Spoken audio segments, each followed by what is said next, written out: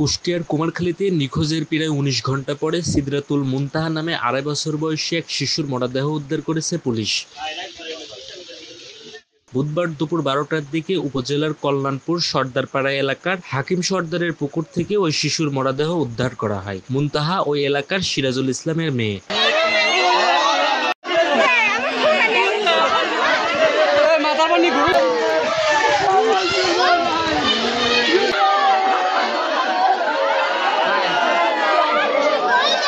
নিহতর পরিবার ও স্থানীয়দের ভাষ্য, ৩ বছর বয়সী মুনতা তার বাবার কাছে যেতেন প্রায় প্রতিনিয়ত। বাবা সিরাজুল ইসলাম একটি ইটের ভাটায় কাজ করেন। হঠাৎ গতকাল থেকে ছোট্ট মুনতাহাকে খুঁজে পাওয়া যাচ্ছে না। অনেক খোঁজাখুঁজি ও মাইকিং করে খোঁজ পাওয়া না গেলে আজ দুপুরের দিকে বাড়ির পাশের একটি জলাশয় থেকে তার লাশ ভেসে ওঠে। পরে স্থানীয়রা পুলিশকে খবর দিলে পুলিশ এসে লাশ উদ্ধার করে।